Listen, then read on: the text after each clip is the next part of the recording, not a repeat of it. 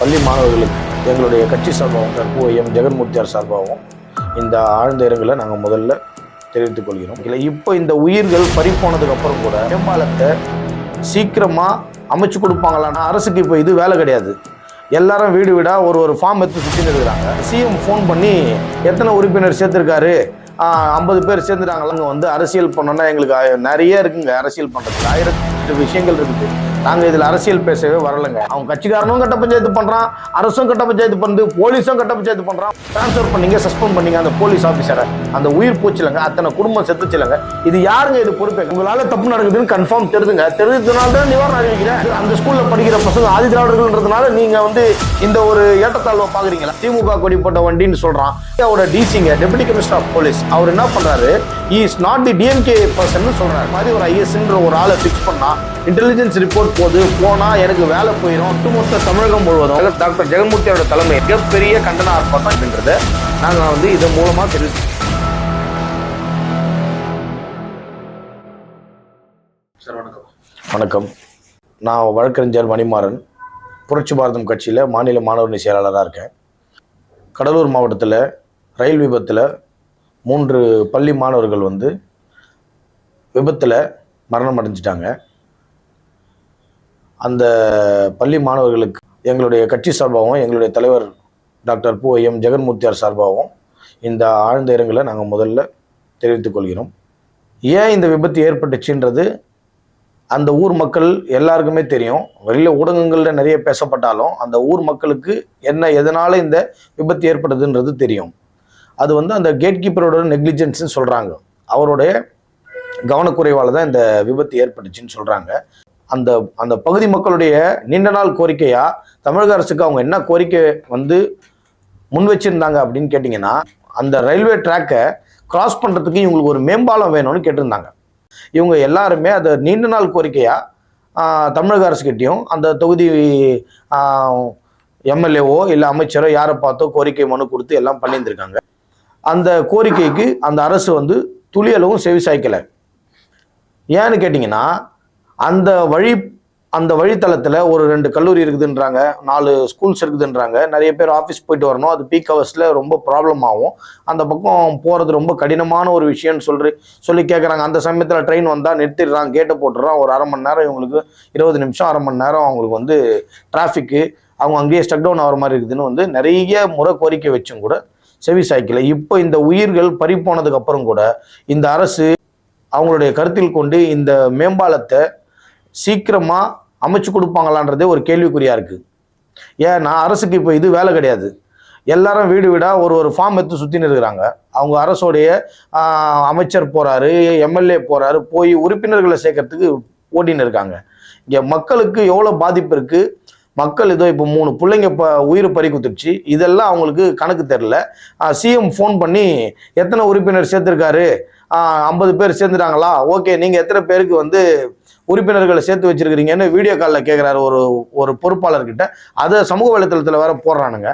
அது என்ன நடக்குதுன்னு ஒன்றும் புரியல. மக்கள் வந்து எல்லாம் தெளிவாக தான் இருக்கிறாங்க. ஆனால் யாரும் முட்டாள் கிடையாதுன்றது நம்மளால இந்த மாதிரி விஷயங்கள்ல தெரிஞ்சுக்க முடியுது. இல்லை சார், இந்த விபத்துக்கும் அரசுக்கும் என்ன சம்மந்தம் இருக்கு? இதையே இந்த அரசியல் பார்க்குறேன் சார். அரசியலே கிடையாது சார். நாங்கள் வந்து அரசியல் பண்ணோன்னா எங்களுக்கு நிறைய இருக்குங்க. அரசியல் பண்ணுறதுக்கு 1008 விஷயங்கள் இருக்குது. நாங்கள் இதில் அரசியல் பேசவே வரலைங்க. நாங்கள் கேட்டது ஒரே ஒரு கேள்வி தான். என்ன அப்படின்னு கேட்டிங்கன்னா, 3 குழந்தைங்க உயிர் போயிடுச்சுங்க. ஒரு பஸ்ஸில், ஸ்கூல் பஸ்ஸில் வராங்க. ஒரு 7:45 மணிக்கு அந்த பஸ்ஸு ட்ராவல் ஆகுதுங்க. அந்த டைமில் ஒரு யூனிட் ட்ரெயின் வருது, பேசஞ்சர் ட்ரெயின். மயிலாடுதுறையிலேருந்து விழுப்புரம் நோக்கி அந்த ரூட்டில் வர ட்ரெயினுங்க. அந்த ட்ரெயின் இந்த டைமுக்கு வரணும் கேட் கீப்பருக்கு தெரியும். ஸ்கூல் பஸ் வரணும்னு தெரியும். அந்த டைமிங்க்கு ஏற்ற மாதிரி ஒரு கேட் கீப்பர் ஃபிக்ஸ் ஆகலை.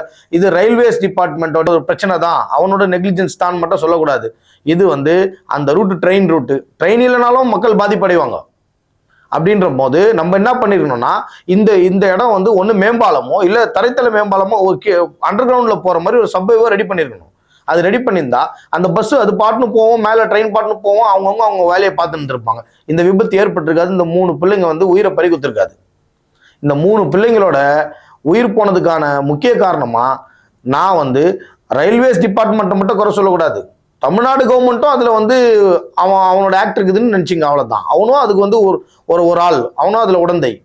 இவங்க ஒழுங்கா வந்து மேம்பாலம் அமைச்சு கொடுத்திருந்தாலும் அந்த மக்களோட கோரிக்கையை நிறைவேற்றியிருந்தாலும் இன்னைக்கு இந்த விபத்து ஏற்பட்டிருக்காது. தமிழக அரசு உடனே நிவாரணம் எல்லாம் அறிவிச்சு பார்த்தோம் சார். நிவாரணம் அறிவிக்கிறாங்க சார். உயிர் போனதுக்கு அப்புறம் அவங்களுக்கு 5 ரூபாய் குத்தானா 10 ரூபாய் குத்தானாங்க இருக்குது. அது எத்தனை போய் யார் சாப்பிட போறா? அந்த பிள்ளைங்களுக்கு 15 வயசு 16 வயசு, அவன் 20 வயசு, அவன் 35 வயசுல ஒரு கலெக்டர் ஆயிருப்பான். எப்படிங்க அவனை விட்டீங்க? அவன் இறந்துட்டான்ல. நீங்க நிவாரணம் குத்தா மட்டும் சரியாயிடுமா? எத்தனை நாளைக்கு அந்த பணம்? நீங்க என்ன இது வந்து பஞ்சாயத்து மாதிரி ஆகுறீங்களா? இப்போ ஒரு உயிர் போயிடுச்சு உடனே அதுக்கு நிவாரணம் குத்தா சரியாயிடும். அதே மாதிரி தான் இப்போ ஒருத்தனை வந்து லாக் அப்டேட் பண்றானுங்க. போலீஸ் வந்து அடிச்சு கொள்றான்.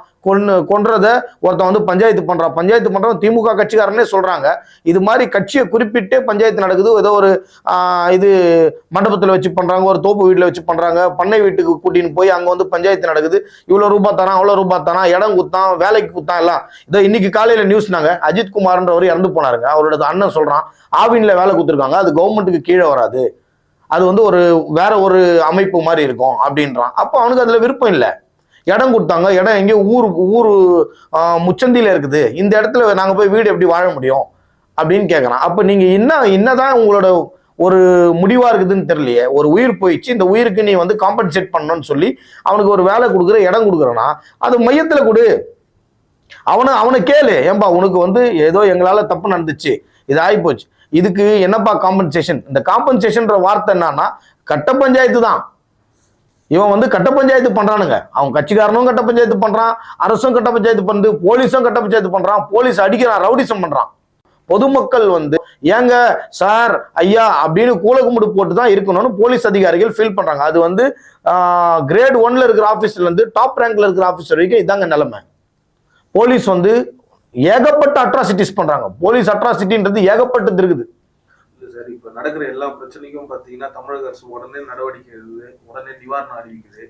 இதெல்லாம் பத்தலன்றீங்களா இல்ல இது போதாதுன்றீங்களா? ஐயா நான் என்ன சொல்றேன்னா சார், விழுப்புரத்துல கள்ளச்சாராயம் குடிச்சு இத்தனை பேர் செத்து போனாங்க. அதுல நீங்க என்ன பண்ணீங்கன்னா அங்க இருந்த அந்த ஆபீசர்ஸ் எல்லாம் வந்து டிரான்ஸ்பர் பண்ணீங்க, சஸ்பெண்ட் பண்ணீங்க அந்த போலீஸ் ஆபீசரை.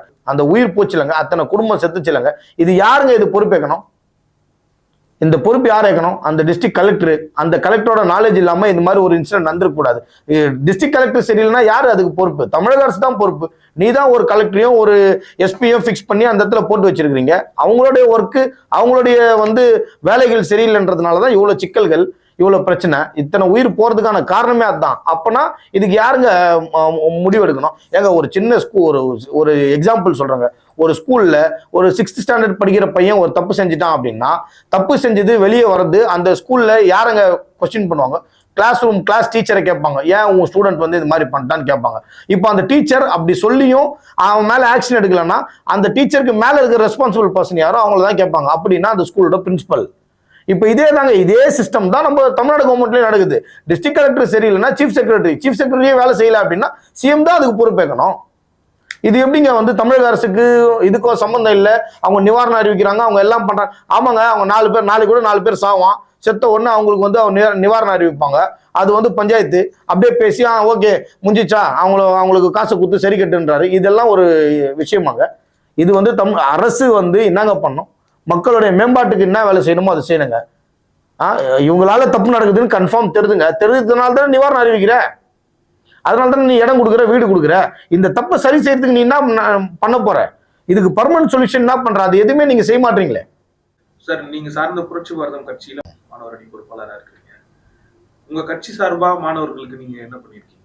புரட்சி பாரதம் கட்சி சார்பா புரட்சி பாரதம் கட்சியினுடைய தலைவர் பூவை ஜெகன்மூர்த்தியார் அவர்கள் வந்து ஏகப்பட்ட நலத்திட்டங்கள், நல்ல விஷயங்கள் வந்து பள்ளி மாணவர்களுக்கு செஞ்சிருக்காரு. ஏன் இப்போ அவர் எம்எல்ஏவா இருக்கிற கேவிக்குப்பம் சட்டமன்ற தொகுதியும் கூட ஏகப்பட்ட நல்ல திட்டங்கள் செஞ்சிருக்கிறாரு. அது எல்லாம் எதையுமே வந்து நாங்க இந்த மீடியா வந்து ஃபோக்கஸ் பண்ண மாட்டாங்க. சரி, அது ஒன்றும் நம்மளுக்கு பிரச்சனைகள் கிடையாது, மக்களுக்கு நல்லது நடந்தா போதும்னு நினைக்கிறது தான் எங்க தலைவர். அது வரைக்கும் எங்களுடைய பணி வந்து தொடரும். ஆனா இப்ப நீங்க கேட்ட கேள்விக்கு நான் பதில் சொல்றேன். எங்க கட்சி சார்பா நாங்க மாணவர்களின் நலனுக்காக என்ன பண்றோம்னு கேட்டீங்கன்னா, சட்டமன்றத்துல ஒரே ஒரு மனுஷனா ஒரே குரல், ஒற்றை குரலா சட்டமன்றத்துல மாணவர்களின் நலனுக்காக எங்களுடைய எம்எல்ஏ ஜெகன்மூர்த்தியார் வந்து ஏகப்பட்ட கோரிக்கைகள், கேள்விகள் எழுப்பியிருக்காரு. அதுல ஒன் பை ஒன்னா நான் நடந்ததை மட்டும் சொல்றேன். எங்க தலைவர் வந்து இப்போ பிரசண்டா கேவிக்குப்பம் தொகுதியில எம்எல்ஏவா இருக்காருங்க. அந்த எம்எல்ஏவா இருக்கிற அந்த தொகுதியில 4 வருஷமா அவர் எம்எல்ஏ ஆன நாள்லேருந்து 4 வருஷமா அவர் வந்து கோரிக்கை வச்சுன்னு வர்றாரு. ஒரு வந்து மகளிர் கல்லூரி வேணும் அப்படின்னு சொல்லி, மகளிர் arts and science college, women's arts and science college ஒன்று வேணும்னு சொல்லி ஒரு கோரிக்கையே வைக்கிறாரு. ஏன்னா அந்த டிஸ்ட்ரிக்ட்ல, அந்த சரௌண்டிங்ல, அந்த தொகுதிக்கு அருகாமையில் உள்ள இடங்கள்ல ஒரு கோயட் காலேஜ் ஒன்று இருக்குது, கவர்மெண்ட் காலேஜ். இவங்க வந்து ஒரு உமன்ஸ் காலேஜ் வேணும்னு சொல்லி கேட்குறாங்க, கோரிக்கை வைக்கிறாங்க. அந்த ஊர் மக்களும் அந்த மகளிரோட கோரிக்கையும் இருக்காது. அதனால அந்த தொகுதி மக்களுடைய மேம்பாட்டுக்காக எங்க தலைவர் வந்து கோரிக்கை வைக்கிறாரு. அந்த கோரிக்கையின் அடிப்படையில் கல்லூரியும் கன்ஃபார்ம் கல்லூரி வரணும் சட்டசபையில் சொன்னாங்க. சரி, ஓகே, கல்லூரி நம்ம தலைவர் வந்து பெற்றுக் கொடுத்துரு. ஆனா என்ன இப்போ பண்ணிட்டாங்க அப்படின்னு கேட்டீங்கன்னா, அதை கோயட் காலேஜா கொடுத்துட்டாங்க. நம்ம கேட்டது மகளிர் கல்லூரி தான், உமன்ஸ் காலேஜ் தான் நம்ம கேட்டது. கோயட் காலேஜ் ஆல்ரெடி ஒன்று இருக்கு, இன்னொரு காலேஜ் எதுக்கு சார் நீங்க எங்களுக்கு இது அவங்களோட கோரிக்கையை நிறைவேற்றி கொடுங்கன்னா அதுக்கான ஒரு பதில் கிடையாது. அவங்க எப்படின்னா, நீ கேட்ட நான் கொடுத்துட்டேன், நீ ஒன்று கேட்ப நான் ஒன்று கொடுப்பேன், நீ வாங்கின்னு தான் போகணும், நான் வந்து மேலே இருக்கிறேன், நீ சொன்னா கேட்டுன்னு போகணுன்ற மாதிரி ஒரு அலட்சிய போக்கில் இருக்கிறாங்கன்றது நமக்கு தோணுதுங்க. ஆதிதிராவிட நலத்துறைக்கு கீழே இயங்கி இருந்த பள்ளிகள் 1138 ஸ்கூல்ஸ் இருக்குது. அதில் வந்து துவக்கப்பள்ளி, நடுநிலைப்பள்ளி, உயர்நிலைப்பள்ளி, மேல்நிலைப்பள்ளின்னு 4 கிளாசிஃபிகேஷன்ல இருக்குதுங்க. இந்த 1138 ஸ்கூல்ஸ்ல அந்த ஸ்கூல்ஸுக்குன்னு 1143 ஹாஸ்டல்ஸ் இருந்துச்சு, மாணவர்கள் விடுதி. இந்த விடுதிகளை பயன்படுத்தி அந்த மாணவன் வந்து படிக்கிறதுக்கும் பயன்பாட்டுக்கும் எல்லாத்துக்கும் யூட்டிலைஸ் பண்ணின்னு அவன் வந்து அவனுடைய எஜுகேஷனை கொஞ்சம் டெவலப் பண்ணிக்கிறதுக்கு பண்ணின்னு இருந்தான். இப்போ ப்ரெசன்ட் சிச்சுவேஷன்ல ஆஸ் ஆன் டேட் இந்த 2025 பார்த்தீங்கன்னா அந்த பள்ளிகளில் மாணவர்களுடைய சேர்க்கை எண்ணிக்கை வந்து 20% குறைஞ்சிருக்கு. இது நான் சொல்ல, நீங்க கூகுள் பண்ணி பார்த்தாலே உங்களுக்கு தெரிஞ்சிடும். 20% குறைஞ்சிருக்கு. அது ஏன் குறைஞ்சிருக்குதுன்னா, டெவலப்மெண்ட் பிளஸ் அந்த ஸ்கூலோட இன்ஃப்ராஸ்ட்ரக்சர் சரியில்லை, அந்த சரௌண்டிங் சரியில்லைன்னு சொல்லி எல்லாருடைய ஒரு குறையா இருக்கு. சரிங்களா? இப்போ இதை சரி செய்யறதுக்கு தமிழக அரசு என்ன செஞ்சதுன்னு கேட்டா ஒண்ணுமே செய்யல. தமிழக அரசு என்ன பண்ணுது, இதுல பிரச்சனை இருக்குதா, இது உன்னுடைய தேவைகள் இதுல பூர்த்தி ஆகலையா, அப்ப அதை தூக்கி போட்டுரு, நீ ஏன் கூட ஜெனரல் ஸ்கூலுக்கு வந்துரு அப்படின்னு அப்படியே தூக்கி எஜுகேஷன் டிபார்ட்மெண்ட்ல ஆதிதிராவிட நலத்துறை பள்ளியே இருக்கக்கூடாது, அது மொத்தத்தையும் நான் இது உள்ள மர்ஜ் பண்ணிடுறேன், மர்ஜ் பண்ற சிஸ்டமுக்கு எடுத்துன்னு வந்தாங்க. இது சம்பந்தமா எங்க கட்சி சார்பா நாங்க ஆர்ப்பாட்டம், மிகப்பெரிய லெவல்ல ஆர்ப்பாட்டம் பண்ணோம், போராட்டம் பண்ணோம். சட்டசபையில எங்க தலைவர் அதை எதிர்த்து கேள்வி கேட்டாரு, சீஃப் செக்ரட்டரிக்கு மனு கொடுத்தாரு. அதன் அடிப்படையில நிறுத்தி வைக்கப்பட்டது. அது நிறுத்தி வைக்கப்பட்டதுல இப்போ இன்னொரு ஒரு விஷயம், உங்களுக்கு ஒரு சின்ன ஒரு எக்ஸாம்பிள் சொல்றேங்க. மொத்தம் 6240 டீச்சர்ஸ் தேவை இந்த ஸ்கூல்ஸ்க்கு. 6240 டீச்சர்ஸ் வேணும். ஆனா 1177 டீச்சர்ஸோடைய காலி பணியிடங்கள் ஒன்றும் நிரப்பாம இருக்குதுங்க. இப்போ எந்த டீச்சருங்களை வச்சு இந்த ஸ்கூல் இந்த குழந்தைங்களுக்கும் அந்த ஸ்கூலுக்கு எப்படிங்க பாடம் எடுக்க முடியும், எப்படி பண்ண முடியும்? ஒரே டீச்சர் கிளாஸ் டீச்சரா இருப்பாங்க, அவங்களே 7 சப்ஜெக்ட்டுக்குமே அவங்களே வந்து கிளாஸ் எடுக்கிறாங்க. இந்த மாதிரி ஒரு நிலைமை தான் இன்னைக்கு திராவிட மாடல் ஆட்சியில நடக்கிற ஒரு அவல நிலை.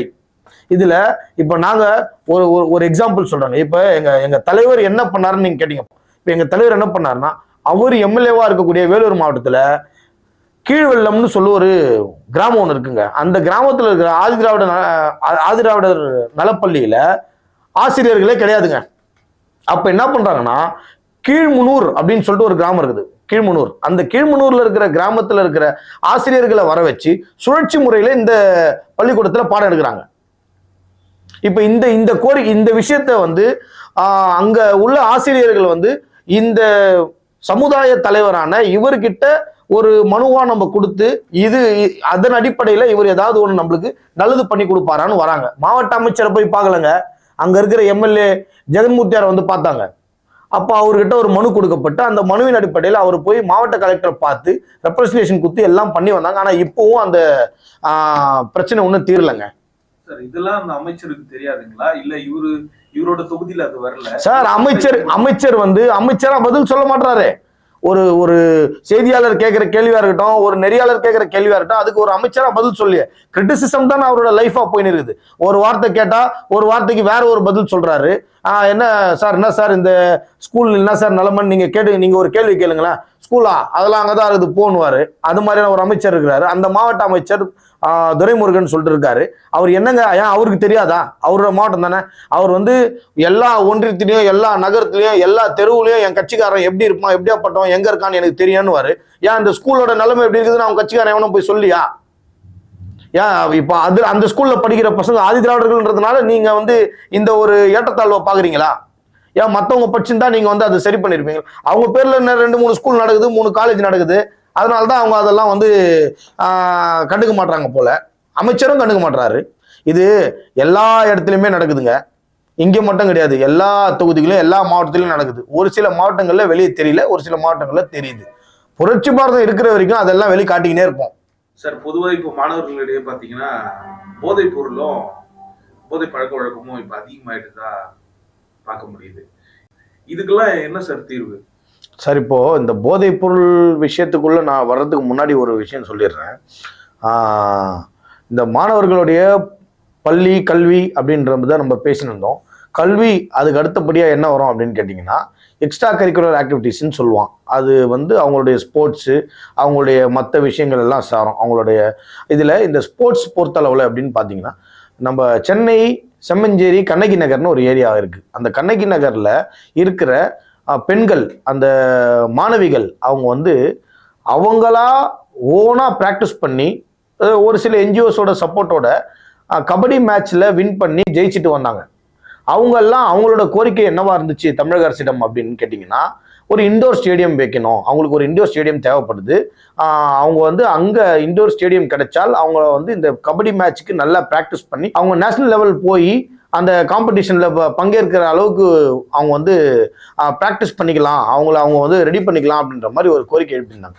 இந்த விஷயத்த தலைவர் ஜெகன்மூர்த்தியாருடைய செவிகளுக்கு அங்கே உள்ள எங்கள் தொண்டர்கள் வந்து அந்த பிள்ளைங்களை ஆயிடுச்சுன்னு வந்து எங்கள் தலைவர்கிட்ட ஒரு கோரிக்கை மனுவாக வச்சாங்க. வைக்கும்போது அந்த கோரிக்கையின் அடிப்படையில் எம்எல்ஏவா சட்டசபையில் அவர் இந்த கண்ணகி நகரில் குறிப்பிட்ட அந்த கண்ணகி நகரில் இருக்கிற மாணவிகளுக்கு அவங்களுடைய ஸ்போர்ட்ஸ் டெவலப்மெண்ட்டுக்காக, அந்த கபடி மேட்ச்ல விளாட்றவங்களோட டெவலப்மெண்ட்டுக்காக இண்டோர் ஸ்டேடியம் அமைச்சு தரணும்னு டெபுட்டி சிஎம்க்கு ஒரு கொஸ்டின் ரைஸ் பண்ணியிருக்கிறாரு. இப்போ நீங்க கேட்ட கேள்விக்கு நான் வரேன். இந்த ட்ரக், போதைப் பொருள் வந்து மாணவர்களிடையே எப்படி போயின்னு இருக்குது, என்ன நிலவரம் இங்க பாருங்களேன். இப்போ 10 பேர் நல்ல ஸ்டூடெண்ட்ஸ் இருக்கான்னா அந்த 10 பேர்ல 2 பேர் இந்த மாதிரியான ஒரு அடிக்ட்ல உள்ள இருக்கிறது சகஜம். இது வந்து அந்த பள்ளியோடைய மேனேஜ்மெண்ட், ஸ்கூலோடைய மேனேஜ்மெண்ட் தான் அதை முழு பொறுப்பேற்று. இப்ப இதுல இந்த பையனுக்கு இந்த ஒரு போதைப் பொருள் கிடைக்குதுன்றாங்கல்ல, அது எப்படி கிடைக்குது? இந்த போதைப் பொருள் இவனுக்கு கிடைக்கிறதுனால தான் அதை கன்சியூம் பண்றான். அவன் அது கிடைக்கலன்னா கன்சியூம் பண்ண போறது கிடையாது. இப்ப டாஸ்மார்க்ல சரக்கு விற்கிறாங்க, வெளியில வித்தா அது கள்ளச்சாராயன்ற, கள்ளச்சாராயத்தை ஒழிச்சிட்டேன்ற, நீ ஒழிச்சியா இல்லையா என்னன்றது எங்களுக்கு தெரியாது. இப்ப சாராயன்றது அவன் டாஸ்மார்க்ல போய் தான் சாராயம் வாங்கி குடிக்கணும். இப்ப அது மாதிரி இந்த ட்ரக் வந்து எங்க கிடைக்குது, யார்கிட்ட கிடைக்குது, எப்படி நம்ம நாட்டுக்குள்ள வருது, நம்ம தமிழ்நாட்டுக்குள்ள அந்த ட்ரக் எப்படி வருது, இது எல்லாமே யார் ரெஸ்பான்சிபிள்னு கேட்டீங்கன்னா கவர்மெண்ட் தான் ரெஸ்பான்சிபிள். தமிழக அரசு தான் அதுக்கு முழுக்க. ஏன்னா இதுக்குன்னு இவங்க வந்து ஒரு தனிப்படை அமைக்கிறாங்க, ஒரு ஐஎஸ் ஒன்று வைக்கிறாங்க, இன்டெலிஜென்ஸ் டீம் இருக்குது, போலீஸும் வந்து நோ ட்ரக்கு, தமிழ்நாடு அரசும் நாங்கள் no drug, say no to ட்ரக்ஸ்ன்னு சொல்லி எல்லாம் பரப்புரை பண்றாங்க, எல்லாம் பண்ணாங்க. ஒரு பிரயோஜனமும் கிடையாது. எல்லா இடத்துலையுமே இந்த ட்ரக்குன்றது ரொம்ப சர்வசாதாரணமா இப்போ வில்லேஜ் கிராமங்கள்ல எல்லாம் கிடைக்கிற அளவுக்கு ஆகிப்போச்சு. முக்கியமா கல்லூரி மாணவர்கள் கல்லூரி விடுதிகளில் ரொம்ப இதை வந்து கன்சியூம் பண்றாங்க, பயன்படுத்துறாங்கன்னு நாளுக்கு நாள் வழக்குகள் பதிவு பண்ணினே போறான். ஈசிஆர் ரோட்ல ஒரு பொண்ணு ஒன்று ஒருத்தன் காரை சேஸ் பண்ண போறான், அந்த பொண்ணுக்கு வரான் திமுக கொடி போட்ட வண்டின்னு சொல்றான். அதுக்கு ஒரு கேஸ் ரெஜிஸ்டர் பண்ணி ஒரு அந்த ஏரியாவோட டிசிங்க, டெபுட்டி கமிஷனர் ஆஃப் போலீஸ், அவர் என்ன பண்றாரு, is not the DMK person சொல்றாரு. ஒரு டிசி என்ன சொல்லணும் அப்படின்னு கேட்டீங்கன்னா, அவன் திமுக காரணம் தான், அதிமுக காரணம் தான். அவன் அந்த தப்பை செஞ்சானா செய்யலையா, நீ பிரஸ் மீட் கொடுக்கும்போது அதானங்க கொடுக்கணும். இவர் அவன் திமுக காரன் இல்லைன்றாரு. அப்பனா என்ன அர்த்தம், இவர் திமுக காரனா? இவர் எப்படி அதை சொல்லலாம்? முதல்ல இது வந்து மேல இருந்து கீழே வரைக்கும் பிரச்சனைங்க. இன்ஸ்ட்ரக்ஷன் மேல இருந்து வருதுங்க. அந்த மேல இருந்து வர இன்ஸ்ட்ரக்ஷனை இவங்க ஒன் பை ஒன்னா ஒபே தி ஆர்டர்ன்ற வேலையில பண்ணிட்டு இருக்கான் போலீஸ். இதுதான் வந்து உண்மைங்க. இப்போ இந்த ட்ரக்னு சொன்னீங்கல்ல, இதுக்கு எங்களுடைய ஒரு சஜஷன் வச்சுப்போம், எங்க கட்சியோட சஜஷன் அப்படின்னா என்னன்னா, இப்ப எல்லா காவல் நிலையத்துக்கும், காவல் நிலையத்துல அந்த காவல் நிலைய அதிகாரிகள் தப்பு செய்யறாங்களா இல்லையான்றத கண்காணிக்கிறதுக்கும், ரவுடிகளுடைய நடமாட்டத்தை கண்காணிக்கிறதுக்கும் ஒரு ஐஎஸ் டிபார்ட்மெண்ட் வச்சிருக்கான், இன்டெலிஜென்ஸ் சர்வீஸ் அது பேரு. இந்த ஐஎஸ் டிபார்ட்மெண்ட் ஆள் என்ன பண்ணோம் அப்படின்னா, எந்த அதிகாரி என்ன பண்றாரு, யார் எந்த தப்பு செய்யறாரு, யார் வந்து இல்லீகல் கஸ்டடியில் ஒருத்தனை வச்சிருக்காரு, இவர் கூட்டின்னு வந்து பின்புறமாக வச்சு ஒருத்தனை அடிச்சு சாவடிக்கிறாரா இல்லையா, இல்லை அதுக்கு காசு எதனா ரோடு கடையில் காசு வாங்குறாரா வாங்கலையா, எவனா பெட்டிஷன் கொடுக்க வந்தவங்கிட்ட காசு வாங்குறாரா, இது எல்லாத்தையுமே செக் பண்ணி இதில் ஒரு ரிப்போர்ட் போடுறது தான் அந்த இன்டெலிஜென்ஸ் டிபார்ட்மெண்ட்டோட ஒர்க்கு. ஆனால் இந்த இன்டெலிஜென்ஸ் டிபார்ட்மெண்ட் என்ன பண்ணுறாங்கன்னு கேட்டிங்கன்னா, இவங்களும் உனக்கு 10 ரூபா வந்தால் எனக்கு 5 ரூபா கொடுன்னு வாங்கிக்கிறாங்க. அந்த அடிப்படையில் இருக்கிறதுனால இந்த இன்டெலிஜென்ஸ் சர்வீஸும் ரொம்ப படு மோசமாயிடுச்சு. இல்லைனா இன்டெலிஜென்ஸ் ரிப்போர்ட் பிரகாரம் நீ என்னத்துக்கு ஆக்ஷன் எடுத்திருந்தீங்கன்னா ஒரே ஒரு இடத்துல கூட ட்ரக் வந்து நடமாடிருக்காதுங்க. மாணவர்களிடையே கன்ஃபார்ம் இந்த ட்ரக்ன்றது வந்திருக்காது. ஏன் வந்திருக்காது அப்படின்னு கேட்டீங்கன்னா, எவன் ஒருத்தன் மேல இருந்து சப்ளையரா இருக்கானா அந்த சப்ளையரை நீங்க லாக் பண்ணீங்கன்னா அவனுக்கு வெளியில இருந்து வர ட்ரக் இங்க லாக் ஆயிடும். அப்புறம் எப்படி அவன் அதை டிஸ்ட்ரிபியூட் பண்ணுவான், எப்படி இவங்க கன்சியூம் பண்ணுவாங்க? இந்த மாதிரியான ஒரு விஷயங்கள் நடக்காம தடுத்திருக்கலாம், ஆனா தடுக்கல. எங்களுடைய ஒரு ஒரு ஒரு கோரிக்கையா நாங்க வைக்கிறோம். என்ன அப்படின்னு கேட்டீங்கன்னா, இப்ப இந்த போலீஸ் டிபார்ட்மெண்ட்ல தப்பு செஞ்சா ஒரு ஐஎஸ்ன்னு வைக்கிற மாதிரியும் விஜிலன்ஸ்ன்னு வைக்கிற மாதிரியும் ஸ்கூலுங்களுக்குன்னு ஒரு ஐஎஸ் ஃபிக்ஸ் பண்ணுங்க. ஒரு ஐஎஸ் வைங்க. அந்த ஸ்கூல் ஒரு கவர்மெண்ட் ஸ்கூலா ஒரு பிரைவேட் ஸ்கூலா ஏதோ ஒரு ஸ்கூல், இந்த ஸ்கூல்ல ட்ரக்ஸ் யூஸ் பண்ற மாதிரி எங்களுக்கு ஒரு மெசேஜ் தெரியுது, பசங்க வந்து கன்சியூம் பண்றாங்க போல, அவங்களுடைய ஆக்டிவிட்டிஸ் சரியில்லைன்றத நீங்க வந்து வெரிஃபை பண்றதுக்கு ஒரு ஐஎஸ் ஃபிக்ஸ் பண்ணுங்க. அந்த ஐஎஸோட ரிப்போர்ட் பிரகாரம் அந்த ஸ்கூல் மேனேஜ்மெண்ட் கிட்ட பேசி அந்த ஸ்கூலை கண்ட்ரோல் எடுத்துன்னு வரலாம். அப்படி நீங்க கண்ட்ரோல் பண்ணீங்கன்னா 1000 நடக்கிற தப்பு 10 மாறும். அந்த 10 தப்பை நம்ம சீக்கிரம் சரி செஞ்சிடலாம். அதுக்கப்புறம் எந்த மாணவனும் வந்து இந்த ட்ரக் அண்ட் லிக்கர் என்ற விஷயத்துக்குள்ள என்ட்ராகிறதுக்கு வாய்ப்புகள் கம்மி. நான் ஸ்கூல்னு மட்டும் குறிப்பிட்டு சொல்ல, கல்லூரிகளிலும் கூட. கல்லூரினா எங்க இருந்தாலும் சரி, அது அண்ணா யூனிவர்சிட்டி ஆட்டா இருக்கட்டும், மெட்ராஸ் யூனிவர்சிட்டி இருக்கட்டும், எந்த யூனிவர்சிட்டி இருந்தாலும் நம்ம தமிழக அரசு, நம்ம தமிழ்நாடு உள்ள எந்தெந்த காலேஜஸ் இருக்குதோ, private institution, government institution, affiliated எது இருந்தாலும் சரி, எல்லாத்துலேயுமே ஒரு கண்காணிப்பு தேவை. அந்த கண்காணிப்பு நீங்க கேமரா வச்சா மட்டும் போதாது. இது மாதிரியான ஒரு இன்டெலிஜென்ஸ் சர்வீஸ் ஆள வைங்க, வச்சு அதுக்கு ஏற்ற மாதிரி நீங்க வந்து மெசேஜஸை கேட்டு இது பிரகாரம் நீங்க வந்து கண்ட்ரோலுக்கு எடுத்துன்னு வர வாய்ப்புகள் இருக்குதுன்னு எங்களுடைய சஜஷனா சொல்றோங்க. கண்டிப்பா குறையுங்க. அது எப்படி சொல்ல வரேன் அப்படின்னு கேட்டீங்கன்னா, இப்போ இந்த ட்ரக்னு மட்டும் நம்ம பார்க்க கூடாதுங்க. நிறைய டீச்சர்ஸ் வந்து ஸ்டூடெண்ட்ஸ் கிட்ட மிஸ்பிஹேவ் பண்றாங்க, குழந்தைங்க கிட்ட மிஸ்பிஹேவ் பண்றாங்க. அது மாதிரியான விஷயங்களும் இப்ப நம்ம சமீபமா நம்ம தமிழ்நாட்டில் நடந்துட்டு இருக்குது. பாலியல் சீண்டல், பாலியல் தொல்லை, ஆசிரியர் கைது, இப்படி அப்படின்னு நிறைய விஷயங்கள் வருது. ஒரு +2 படிக்கிற பொண்ணு கிட்ட ஒரு சார் வந்து வாட்ஸ்அப்ல சேட் பண்றாரு, வாய்ஸ் மெசேஜ் போடுறாரு, இதெல்லாம் நடக்குது. இப்ப இந்த மாதிரியான அட்ராசிட்டிஸும் குறையுங்க. இது மாதிரி ஒரு ஐஎஸ்ன்ற ஒரு ஆளை ஃபிக்ஸ் பண்ணா, இன்டெலிஜென்ஸ் ரிப்போர்ட் போனா எனக்கு வேலை போயிடும், என்னை வந்து டீடைன் பண்ணுவான், என்னை ஜெயிலில் வச்சு போட்டுருவான், கிரிமினல் கேஸ் என் மேல ஃபைல் ஆகும் அப்படின்னா, இது எல்லாமே இந்த இன்டெலிஜென்ஸ் சர்வீஸ்னு ஒன்று வந்தால் அதெல்லாம் குறையறதுக்கு வாய்ப்பு இருக்கும். எங்களுடைய ஒரு கோரிக்கை. பள்ளி மாணவர்கள் பத்தியும் கல்லூரி மாணவர்கள் பத்தியும் இப்ப பேசிட்டு இருந்தோம். இப்ப கல்லூரி மாணவர்களுக்கு எந்த மாதிரியான விழிப்புணர்வு, எந்த மாதிரியான சேவைகளும் நீங்க செஞ்சிருக்கீங்க? பள்ளி மாணவர்களை பத்தி குறிப்பிட்டு இதுக்கு முன்னாடி நான் உங்ககிட்ட சொல்லிட்டேன். மேலும் சொல்றதுக்கு நிறைய இருக்கு. அதுக்கு அடுத்த இதில் பார்ப்போம். இப்போது கல்லூரி மாணவர்களுக்குன்னு பார்த்தீங்கன்னா, இப்போது இந்த உயர்கல்வி யூஜிஎன் பிஜி படிக்கிறதுக்கு ஒரு சிலர் வந்து வெளிநாடுகளில் போய் படிக்கிறதுக்கு மாணவர்கள் வந்து வெளிநாட்டில் போய் படிக்கணும்னு நினச்சி படிக்கிறதுக்கு போவாங்க. அதுக்கான ஸ்காலர்ஸு, அவங்களுக்கான அக்காமடேஷன்னு, அந்த ஏர் சார்ஜஸ் இதெல்லாம் சேர்த்து கவர்மெண்ட்டே ஒரு அந்த ஸ்கீமின் அடிப்படையில் கவர்மெண்ட்டே அதை ஏற்றுக்கணும் அப்படின்னு சொல்லி எங்களுடைய தலைவர் டாக்டர் பூவை ஜெகன்மூர்த்தியார் வந்து சட்டமன்றத்தில் வலியுறுத்தியிருந்தார்.